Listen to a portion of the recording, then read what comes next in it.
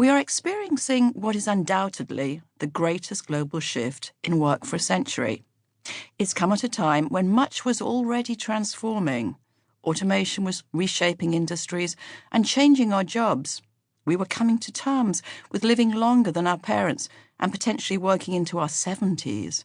And many people were experiencing at first hand how traditional family and community structures had become more diverse. Our needs and what we wanted from work and from our companies had already dramatically shifted. But companies had not responded fast enough to these changing needs.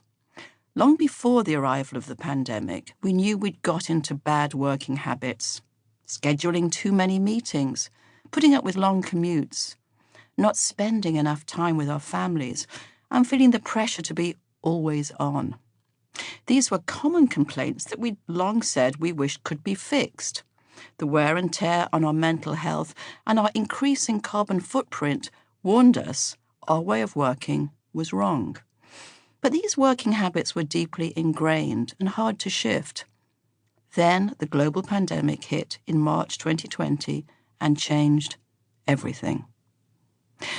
Our collective experience of the pandemic created a once-in-a-lifetime opportunity to rethink what we want from work and our working lives. We had a chance to question many fundamental assumptions, adopt new habits, and form new narratives of how work gets done.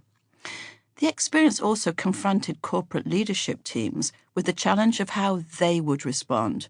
Would they stay with their ways of working? Would they use this as an opportunity to be bold and redesign work to make working a more purposeful, productive, agile, and flexible activity? This is an extraordinary opportunity to redesign work. My aspiration is to support you and your colleagues in this endeavor, to understand and take account of the technological, demographic, and social trends that are shaping work, and to learn from what the pandemic has taught us. Whether you're leading a team of 5 people, a company of 20, or a multinational employing thousands, this book will help you choose how you work and what your team and business can become. Redesigning Work is a culmination of my research and teaching on work and my insights from the industry leaders I advise.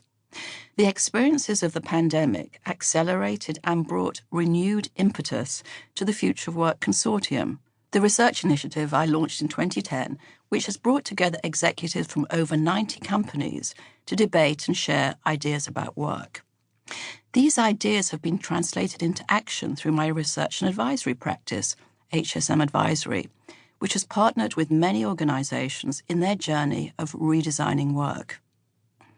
As a professor at London Business School, I created in 2015 an MBA elective, The Future of Work, which gives me an opportunity to hear the perspectives of the thousands of students I've taught and fine-tune my own thinking.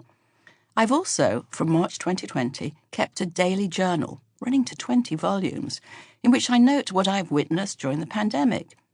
It's clear to me there has never been a better time to act. This book is fundamentally a call to action, to cultivate and trial new ideas, to listen to new perspectives, and crucially, to make the leap from the rhetoric of ideas to the action of creation and implementation. And to help you make that leap successfully, I've created a playbook to support you and your organization in your journey of redesigning work. This is a chance to harness the real momentum for a radical shift in how we work. Our growing confidence with working digitally and the sense of liberation we are feeling is propelling us forward into new habits. And every day we are more forgetful of how we worked before. We are changing, and our work is changing.